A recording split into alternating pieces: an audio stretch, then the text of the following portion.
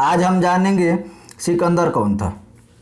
सिकंदर मकदूनिया का ग्रीक शासक था। वह अलेक्जेंडर तृतीय तथा अलेक्जेंडर मैसेडोनियम नाम से भी जाना जाता है।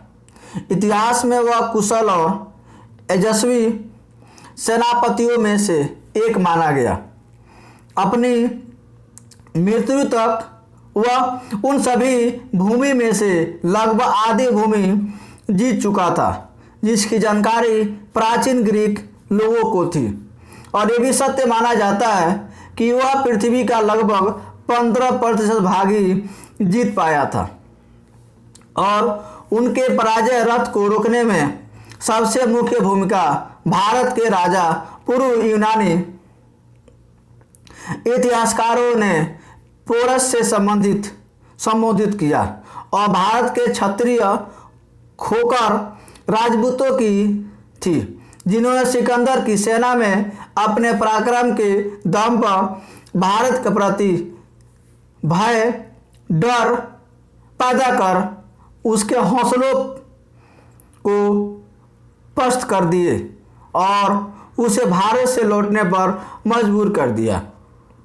उसने अपने राज्यकाल में ईरान, सीरिया, मिस्र, मेसोपोटामिया, फिनिशिया, जूदेया, झांगा, बैक्ट्रिया और भारत में पंजाब तक के प्रदेश पर विजय प्राप्त की थी, परंतु बाद में वो मगध की विशाल सेना से डर कर लौट गया। उस समय फारसी साम्राज्य के अंग थे, और फारसी साम्राज्य सिकंदर के अपने साम्राज्य में कोई 40 गुना बड़ा था। फारसी में उसे अलेक्जेंडर मकदूनी अलेक्जेंडर का अभव्य सिकंदर है,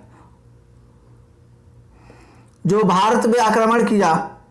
सेनापति सिकंदर और राजा पोरस जो पंजाब के राजा थे, जिससे सिकंदर का युद्ध हुआ, और उस युद्ध में सिकंदर विजय प्राप्त कर लिया, पर राजा पोरस से दोस्ती कर सिकंदर वहीं से वापस लौट गया। महान विचित्र लगता है जब भारत में सिकंदर को महान कहा जाता है और उस पर गीत लिखे जाते हैं, उस पर तो फिल्में भी बनी है जिसमें उसे महान बताया गया है, और एक कहावत भी बनी है, जो जीता वही सिकंदर। सचमुच भारतीयों ने पश्चिम नहीं भारतीय इतिहासकारों को पढ़ा होता है, कहा जाता है जो जीता वही पोरस, परंतु अंग्रेजों की 200 वर्षों की गुलामी ने अंग्रेज बना दिया, और अंग्रेज भारत को गुलाम बना दिया था। सिकंदर अपने पिता के मृत्यु के बाद अपने सौतेले व चचेरे भाइयों की हत्या करने के बाद मैसेडोनिया के सिंहासन पर बैठा।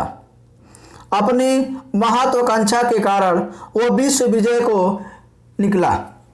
यूनान के मकदूनिया का यह राजा सिकंदर कभी भी महान नहीं रहा। यूनानी योद्धा सिकंदर एक क्रूर, अत्याचारी और मदिरा पीने वाला व्यक्ति था। इतिहासकारों के अनुसार सिकंदर ने कभी भी उदारता नहीं दिखाई। उसने अपने अनेक सहयोगियों को उनकी छोटी सी भूल से रुष्ट होकर तड़पा कर मारा था। इसमें उसका एक योद्धा बसूस अपनी धाय का भाई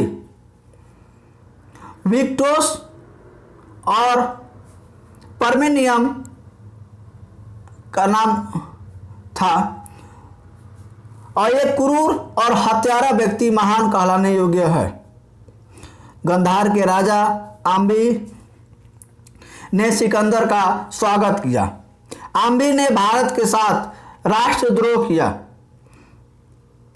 जब बैक्ट्रिया के राजा वसूस को बंदी बनाकर लाया गया तब सिकंदर ने उनको कोड़े लगवाए और उनकी नाक कान कटवा डाले।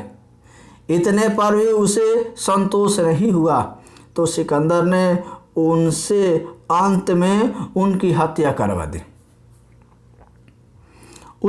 उसने अपने गुरु अरस्तु के भतीजे कलास्टिनीज को मारने में संकोच नहीं किया। एक बार की बात, किसी छोटी सी बात पर उसने अपने निकट करीबी मित्र क्लिंटोस को मार डाला। अपने पिता के मित्र परनियम, जिनकी गोद में सिकंदर खेला था, उसने उसको भी मरवा दिया। सिकंदर की सेना जहां भी जाती पूरे के पूरे नगर जला दिए जाते, सुंदर महिलाओं का अपहरण कर लिया जाता और बच्चों को भाले की नोक पर टांग कर नगर में घुमाया जाता था। ऐसा क्रूर सिकंदर, जो महान सम्राट पोरस के प्रति उदार हो सकता था। यदि पोरस हार जाते तो सिकंदर विजय, यह इतिहास सिकंदर ने पोरस को हरा दिया था। यदि ऐसा होता तो सिकंदर मगध तक पहुंच जाता और इतिहास कुछ और होता। किंतु इतिहास लिखने वाले यूनानियों ने सिकंदर की हार को पोरस की हार में बदल दिया।